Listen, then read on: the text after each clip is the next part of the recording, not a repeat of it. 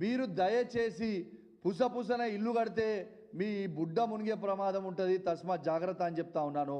ఇలా వాళ్ళు వచ్చి ఏం చేస్తారు, ఈ పత్రం ఇచ్చిపోతారు ఉట్టిగా. ఈ పత్రంలా ఎవరి సంతకం ఉండదు, కేవలం నామమాత్ర పత్రం ఇచ్చిపోయి నీకు ఇల్లు శాంక్షన్ అయిపోయింది అంటున్నారు. మరి నోట్ ఫైల్ నంబర్ ఏది, ప్రొసీడింగ్ కాపీ ఏది, ఇవన్నిటికీ జవాబు చెప్పరా? అసలు ఎక్కడిచ్చిర్రు? మరి ఇవన్నీ ఎవరి సంతకం లేకుండా పత్రాలు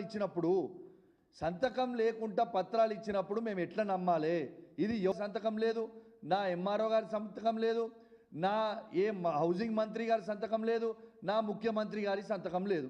మరి వీళ్ళందరి సంతకాలు లేకపోతే మళ్ళొక్కసారి చెప్తా ఉన్నాను, ఇలా హుజురాబాద్ నియోజకవర్గంలో పంచిన పత్రాలు ఇవి. ఒక పత్రం మీకు శాంపుల్గా చూపిస్తా ఉన్నాను.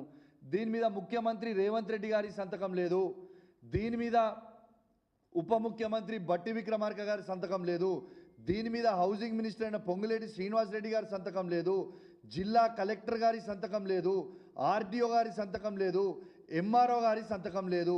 మరి సంతకం లేకుండా ఈ పత్రాలు వంచితే ప్రజలు ఎట్లా నమ్మాలి?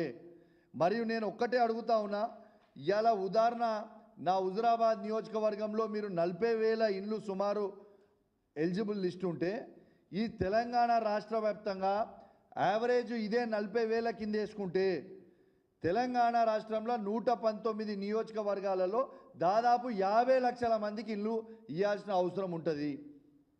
మరి 50 లక్షల మందికి మీరు ఎప్పుడు ఇస్తారు? మీ మేనిఫెస్టోలో ఎక్కడ కూడా మీ మేనిఫెస్టోలో ఇవాళ మండలానికి ఒక్కటే ఊర్లో వంచుతామని మీరు చెప్పలేదే. నా నియోజకవర్గంలో 106 గ్రామ పంచాయతీలు 60 వార్డులు ఉంటే మీరు పంచింది ఎన్ని ఊర్లలో? 5 ఊర్లలో వంచారు. అంటే ఇంకా 101 గ్రామ పంచాయతీలలో ఎప్పుడు వంచుతారు? 60 వార్డులలో ఎప్పుడు వంచుతారు? దీనికి ప్రజలకి మీరు జవాబు చెప్పాల్సిన అవసరం ఉన్నది. నేను దయచేసి ఒకటే కోరుతా ఉన్నా, ప్రత్యేకంగా నా హుజురాబాద్ నియోజకవర్గంతో పాటు యావత్ తెలంగాణలో ఉన్న ప్రతి గ్రామ పంచాయతీలో ఎక్కడైతే వీళ్ళు ప్రొసీడింగ్ కాపీలు ఇచ్చినామని చెప్పి అబద్ధం ఆడుతున్నారో, కేవలం పబ్లిక్ని ప్రజలని ఇలా మభ్యపెట్టే ప్రయత్నం చేస్తున్నారో, ఇలా మభ్యపెట్టి ఇలా ఆగమాగం చేసే ప్రయత్నం చేస్తూ ఉన్నారు. ఖచ్చితంగా